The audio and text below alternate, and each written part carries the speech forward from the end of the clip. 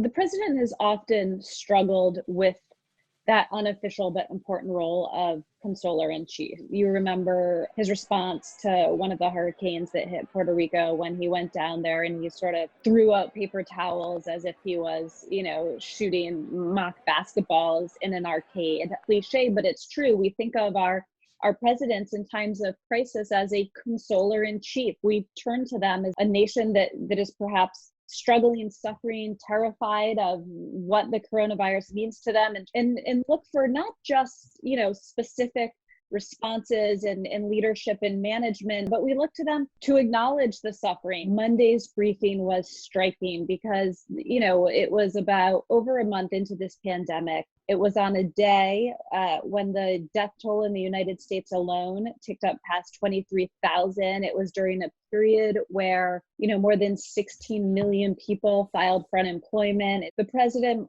stepped to the lectern and really, especially at the beginning, did not address any of that. So the story in the New York Times was a total fake. It's a fake newspaper.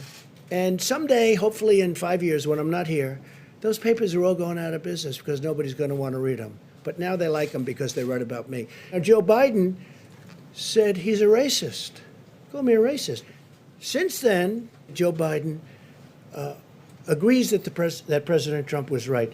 He basically placed himself in his ego front and center in the pandemic response. He played pretty early on a video. It's been described as a propaganda video. At the very least, it felt like a campaign video. The full power of the federal government in this effort today, I am officially declaring a national emergency. My colleague at the Post had a great scoop about how the president insisted that his name be on these stimulus checks that are going to go out. Obviously, not everyone receives a check, and some people who receive the money, it's direct deposited, but there is going to be a significant amount of paper checks. He wanted the credit for giving these people the money. And I don't imagine it's a big deal. I'm sure people will be very happy to get a big, fat, beautiful check, and my name is on it. Yeah.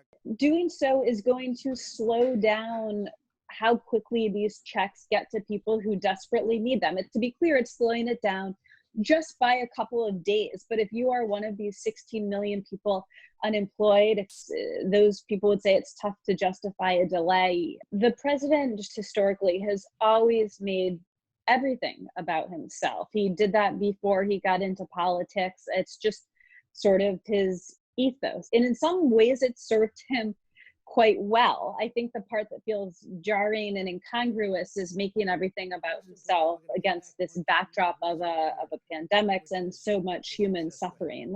But the president, like any politician, frankly, is trying to lead and manage a global crisis from a public health point of view. But in the backdrop, of course, there are political considerations. He's in an election year.